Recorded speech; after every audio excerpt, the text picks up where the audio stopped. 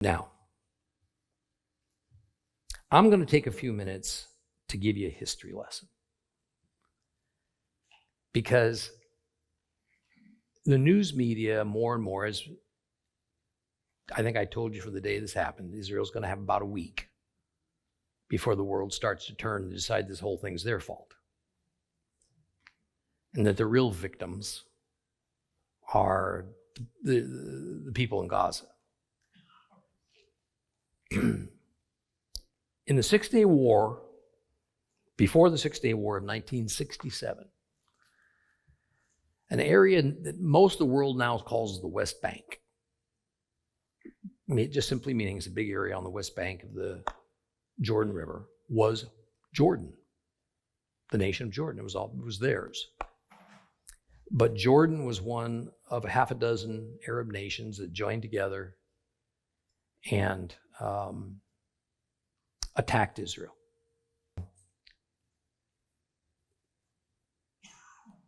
And when that occurred, the Arab nations asked the many thousands of Arabs that were living peacefully in Israel to evacuate, because they were going to attack Israel and they didn't want them harmed. So they asked them to evacuate to area that Jordan made for them in the West Bank, and thousands of them evacuated. Well, of course, it was a very short war, and they were promised that because so many Jews would be murdered and there would be so many available homes that when they came back, they could choose any Jewish home they wanted to live in.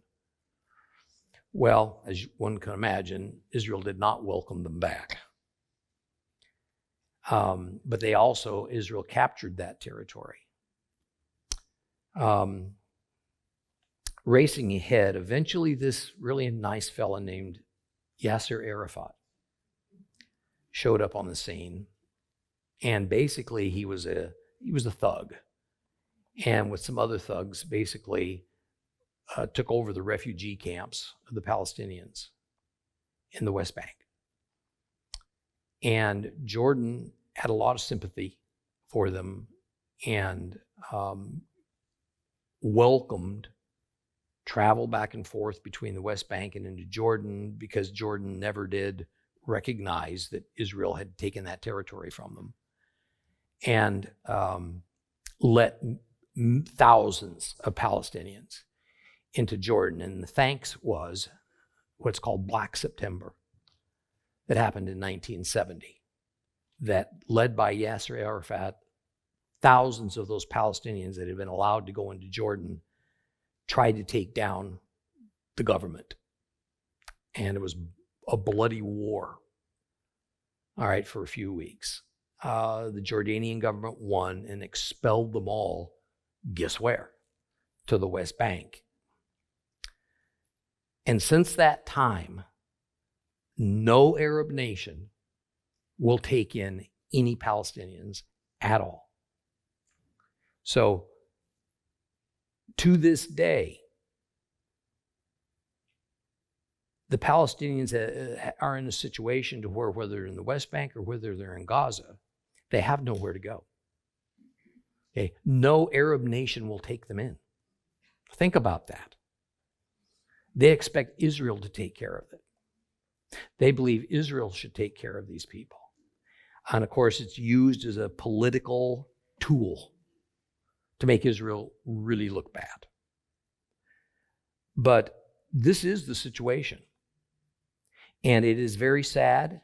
There's no doubt that of all this bloodshed that's going on in Gaza, not every person living in Gaza is a bad person and wants war and wants to kill all the Jews. But a predominance of them do. And it's war. And unfortunately, innocents die alongside the guilty. There's no way to sort it out. So that's a very brief history lesson. But when you hear people talk about this, all right, understand this is the situation. This is what happened. And it's very, I apologize, it's very crude, it's very fast, it's a lot more complex than that. But that's the thing. So I ask you to pray for the innocents of Gaza. Just as much, well, that you pray for Israel to win. Believe me, whether they all realize it or not, they're going to live a better life in Gaza when they're liberated from Hamas.